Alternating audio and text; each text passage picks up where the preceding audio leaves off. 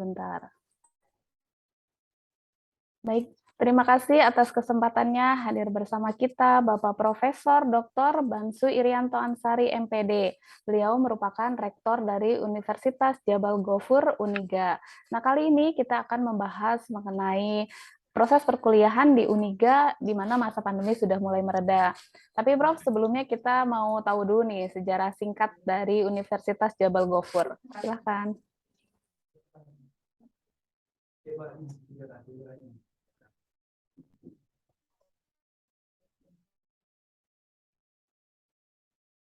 Galek.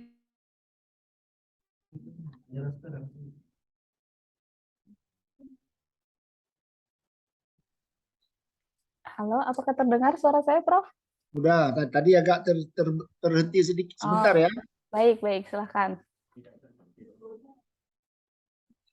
Oh, tentang apa? Tentang sejarah singkat ini. Ya, betul, Prof. Profil Universitas Jabal Ghafur itu maksudnya ya? Betul, Prof. Oh, baik, terima kasih. Assalamualaikum warahmatullahi wabarakatuh.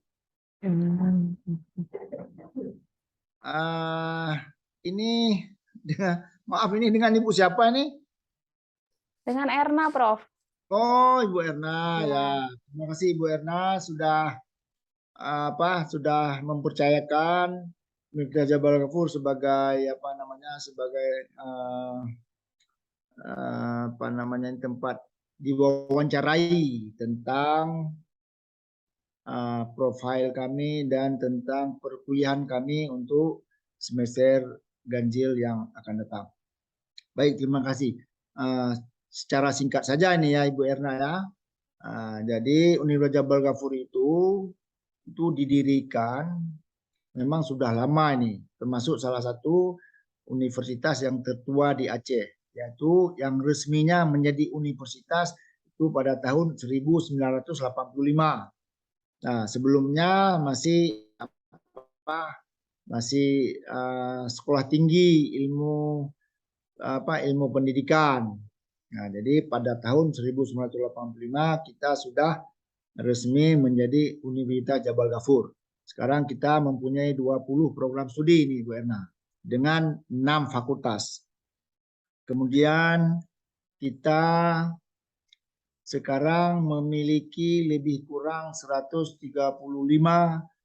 dosen yang tersebar ke seluruh program studi yang saya sebutkan tadi.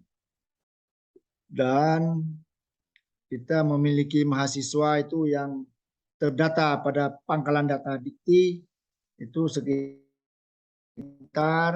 lebih kurang ya nggak sampai 3.000 lah, sekitar 2.000 sekian gitu. Nah, dari situ Jabal Ghafur pada awalnya itu memang dia tertua di Aceh. Sekarang berarti itu belum ada saingan pada saat itu. Jadi mahasiswanya insya Allah luar biasa banyak itu Bu Erna dulu. Banyak, sampai bisa mencapai 7.000, 8.000. Tapi seiring dengan perjalanan waktu, banyak perguruan tinggi swasta lain di Aceh itu didirikan, sehingga sekarang sudah mencapai 96 perguruan tinggi swasta di Aceh. Jadi karena persaingannya cukup ketat, persaingan dalam hal kualitas tentunya, maka lambat laun kita pernah mengalami pasang surut dalam menjalankan kampus ini. Sudah 30 tahun lebih kita lahir, jadi bukan selalu maju seperti ini. Kadang-kadang kita juga pernah mundur, maju, mundur lagi, maju lagi. Nah, jadi penyebabnya antara lain itu ada masalah konflik dulu kan antara pemerintah dengan Gerakan Aceh Merdeka. Itu juga membawa dampak kepada mahasiswa kami dan proses belajar mengajar kami. Karena apa sebab? Karena ya suasananya memang mencekam pada saat itu. Setelah itu kami juga dilanda oleh tsunami pada tahun 2004. 2000 berapa? 2016 ya berapa? Lupa saya, 2004 ya kalau nggak salah ya, tsunami kita. 2004 itu juga betul, Pak. Ya 2004 ya. Itu juga mempengaruhi lah proses perjalanan Jabal Ghafur itu sendiri.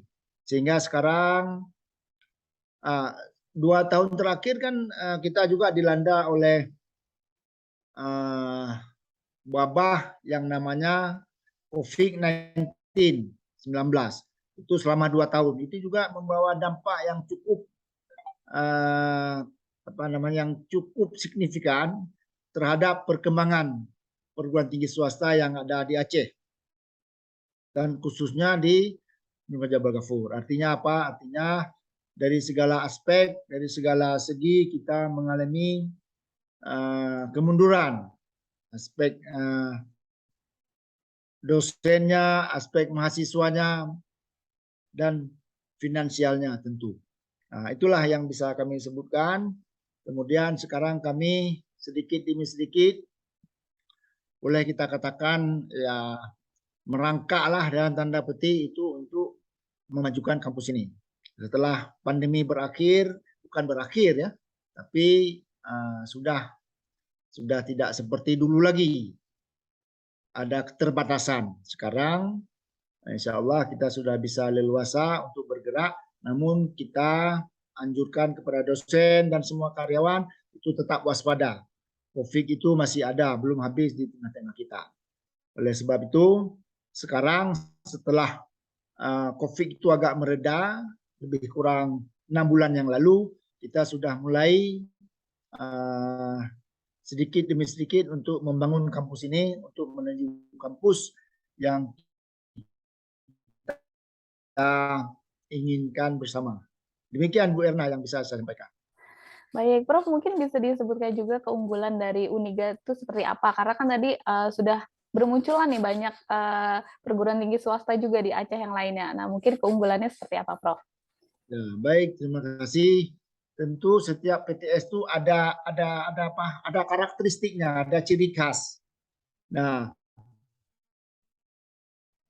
pada umumnya antar PTS itu, apalagi perguruan tinggi negeri itu memang banyak kesamaan. Tentu seperti Bu Erna katakan adalah 1 atau 2 keunggulan atau kekhususan mungkin tidak ada pada perguruan tinggi lain. Nah, kami bisa menyebutkan yang pertama, kami punya program studi yang ada di Fakultas Pertanian. Jadi Fakultas Pertanian itu ada salah satu program studinya, ada program studi peternakan. Nah, jadi sewaktu kami lihat selama ini memang PTS lain itu jarang ada Fakultas Peternakan atau program studi peternakan. Jadi yang ada bisa kita hitung di Unsiah ada, di tempat lain juga ada, tapi tidak semua PTS dan malah mungkin ini kecil sekali yang ada prodi prodi peternakan ini. Nah, ini salah satu keunggulan kita karena apa? Kita bisa berbagi, kita bisa melakukan pengabdian masyarakat untuk membenahi ternak-ternak ayam di masyarakat. Apalagi kemarin ada penyakit yang melanda lembu dan kerbau dan ternak lain yang namanya penyakit PKM ya. Nah, penyakit itu. Jadi dosen kita khususnya dosen pertanian itu melakukan pengabdian kepada masyarakat untuk memberi memberi pengetahuan, memberi keterampilan agar ternak yang ada di kampung-kampung itu bisalah teratasi, tidak mati semua, walaupun ada daerah-daerah tertentu ternaknya mati. Jadi dengan turunnya tim kami itu bisa mengatasilah sedikit kematian yang dialami oleh masyarakat terhadap ternaknya. Nah, itu salah satu keunggulan kami mungkin. Kemudian ada keunggulan lain, mungkin ini ada di tempat lain, tapi kami sebutkan juga. Kami ada Fakultas Teknik Informatika. Jadi Fakultas Teknik Informatika ini salah satu fakultas yang favorit lah. Artinya setiap tahun penerimaan mahasiswa baru, fakultas ini menjadi incaran bagi mahasiswa baru. Nah, oleh sebab itu mungkin menurut mahasiswa ini zaman sekarang, zaman digital, mereka perlu untuk memperdalam itu. Oleh sebab itu kami juga sudah bersiap-siap, kami punya ahli jaringan, kami punya ahli pemrograman dan lain-lain, sehingga mahasiswa teknik informatika ini dalam setiap ada acara perlombaan, baik di tingkat nasional yang dilaksanakan oleh Dikti, ya walaupun tidak semuanya mahasiswa teknik ini selalu mendapat hibah dari Dikti. Artinya mereka tidak sia-sialah membuat usulannya, tetap dibiayai walaupun tidak semuanya, tapi tetap ada. Jadi menurut kami itulah dua program studi yang merupakan keunggulan kami. Demikian Bu Erna.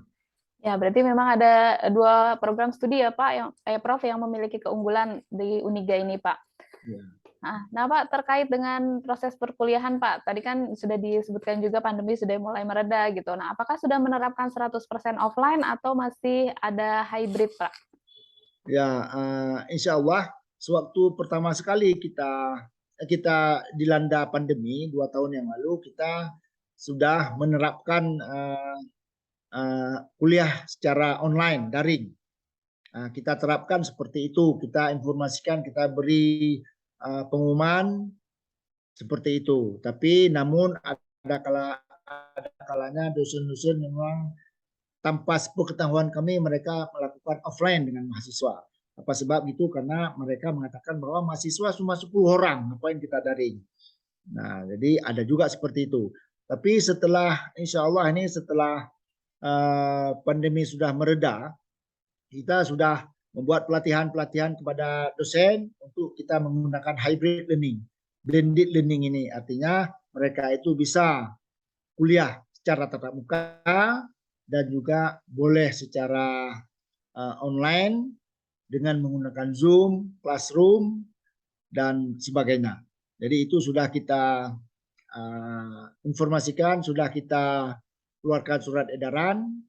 Bahkan saya baru-baru ini mengeluarkan surat kepada dosen agar pada 3 kali pertemuan pertama itu harus menggunakan daring, harus secara online, memakai Zoom meeting, Google Classroom, dan sebagainya. Jadi buktinya saya minta nanti setelah 3 kali pertemuan, pada pertemuan ketiga coba dibuat ujian, dites, sehingga hasilnya itu diberikan kepada rektor. Itu instruksi saya kepada mereka, sehingga mereka terbiasa dengan menggunakan daring. Nah, itu kira-kira Mbak Erna yang bisa kami sampaikan. Berarti masih sistem blended ya Pak ya untuk pembelajaran? Ya.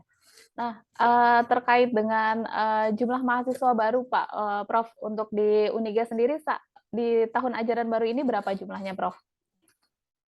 Insya Allah kita sedang hari ini hari terakhir melaksanakan PPKMB namanya, program pengenalan kampus untuk mahasiswa baru. Itu lebih kurang sekitar 510 lah, 510 yang ikut. Namun demikian kami ada namanya kelas-kelas non reguler. Kelas non reguler ini diikuti oleh para PNS, dan mereka itu memang tidak kita wajibkan untuk PPKMB ini.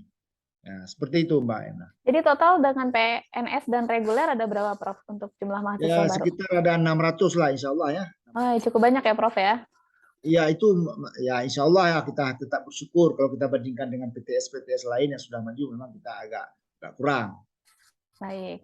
Nah, Prof, terakhir Prof, tadi juga sudah disampaikan terkait dengan digitalisasi nih Prof. Tanggapan Profesor terkait dengan digitalisasi kampus seperti apa, dan apa saja yang sudah dilakukan oleh Uniga terkait dengan digitalisasi kampus? Ya, kita itu digitalisasi kampus itu merupakan pengembangan jangka panjang untuk Universitas Jabal Ghafur. Itu merupakan visi misinya rektor seperti itu. Namun demikian kita akan melihat juga kemampuan-kemampuan yang ada pada kita dan pada mahasiswa itu sendiri, pada dosen dan mahasiswa itu sendiri. Apalagi sekarang, kalau dulu masa pandemi itu dosen dan mahasiswa itu diberikan dana untuk kuota, tapi sekarang kan nggak ada lagi. Jadi itu yang saya maksudkan, yalah kalau boleh kita katakan masih terbatas lah. Namun demikian kita tetap menganjurkan bahwa kuliahnya tetap hybrid learning. Nah, kemudian ini sudah kita lakukan berbagai persiapan sebelumnya. Selain kita melakukan training kepada dosen-dosen yang kira-kira 2 minggu yang lalu, kita juga tetap memantau bagaimana dosen di lapangan menggunakan hybrid ini. Artinya fasilitas-fasilitas seperti internet di setiap fakultas itu lambat laun kita cukupkan. Artinya walaupun tidak serentak, karena kita juga dana kita ini, biaya kita ini tergantung yayasan. Rektor tidak pegang uang lah kalau di swasta, tapi yang menentukan itu adalah yayasan, karena yayasan yang memiliki universitas ini. Jadi kami selalu meminta kepada yayasan kalau kami butuhkan, seperti jaringan internet di setiap fakultas. Sekarang ada 6 fakultas, belum semua fakultas ada tersedia fasilitas internet, hanya baru 2 fakultas, teknik dan ekonomi, sedangkan fakultas lain sedang kita persiapkan untuk segera dipenuhi oleh yayasan. Oleh sebab itu, ini juga merupakan programnya Mas Nadiem ini, Mas Menteri, bahwa digitali kampus itu harus mutlak diperlukan pada zaman sekarang, karena waktu, ruang, dan jarak itu sudah tidak ada pengaruh. Artinya kuliah itu nggak boleh ada alasan tidak ada kuliah oleh dosen dan mahasiswa. Kalau selama sebelumnya, kalau dosen sedang tugas dinas keluar, sudah mahasiswa nggak ada kuliah, tapi sekarang nggak boleh. Nah, itu tujuannya digitali kampus ini. Jadi mereka itu bisa kuliah di mana saja, tempat di mana saja, kapanpun, bahkan dosen kalau sakit pun bisa memberi kuliah. Nah, demikian program kami secara garis besar tuh, Mbak Ina. Baik, Prof. Kalau sistem akademik yang digunakan seperti apa, Prof? Sistem akademik Mungkin ini ada siakat namanya kan, ada siakat. Jadi siakat itu ya itulah Pak Iswardi bisa bagian dari menambahkan Pak pada tentang siakat ini, Pak. digitali kampus. Jadi masalah sistem tentang siakat ini nanti akan ada warik satu saya nih, Ibu Rami, yang akan bisa menjelaskan. Nah, jadi nanti saya kasih waktu kepada Ibu Rami, sementara yang bagian-bagian kebijakannya bisa saya sampaikan. Nanti bagian akademik itu saya serahkan kepada warik satu. Ya, Nah, silakan, Pak. sebentar lagi ya. Kalau masih ada ke saya teruskan dulu. Nanti saya serahkan ke warik satu, Dr. Rami Agustina ya, Mbak Ina. Saya kira cukup, Prof, untuk Prof. Ya. Bansu. Terima kasih banyak atas waktu dan kesempatannya. Mungkin jika akan dilanjut oleh Bu Rahmi atau Pak Yuswardi, dipersilahkan. Mungkin terima kasih Pak Rektor, Ibu Erna. Mungkin saya tambahkan sedikit tadi digitalis kampus yang sudah ada fasilitasnya di kami. Salah satunya lagi adalah e-learning. Kita sudah menggunakan e-learning dari tahun 2021 gitu. Jadi dan e-learning ini terkoneksi dengan siakat gitu. Jadi otomatis dosen itu sudah tercantum di e-learningnya gitu. Mahasiswa pun begitu gitu. Apa saja yang mereka programkan di KRS, maka otomatis sudah termaktub di dalam e-learning itu gitu. Seperti itu. Kemudian kalau sistem akademik sendiri, kita sudah cukup lama ya mempunyai siakat. Mungkin Pak Iswadi bisa menjelaskan lebih detail tentang hal itu. Silakan Pak Iswadi. Oke, terima kasih. Mungkin langsung saja.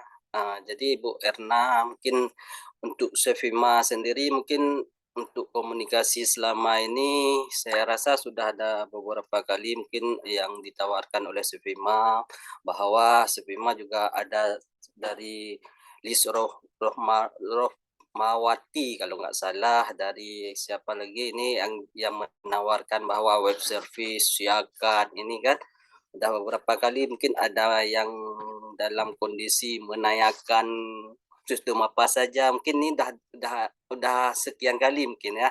Mungkin hari ini mungkin dari Bu Erna yang di Jakarta ya Bu Erna, mungkin seperti Bu Lis Rohmawati itu dari mana Bu? Dari Surabaya ya? Ya betul Pak, Bu Iis di Surabaya. Oh, iya Bu, mungkin kami juga sempat berbincang-bincang tentang pengembangan sistem siakat.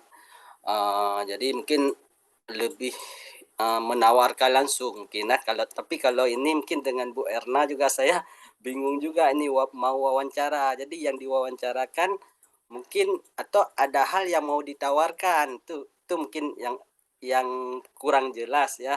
Mungkin boleh karena ini kan wawancara, mungkin wawancaranya dalam artinya apakah nanti Sevima menawarkan aplikasi yang ada di Sevima atau wawancaranya tuh dalam dalam hal apa misalkan kan supaya kita bisa terarah maksud dari Sevima ini apa.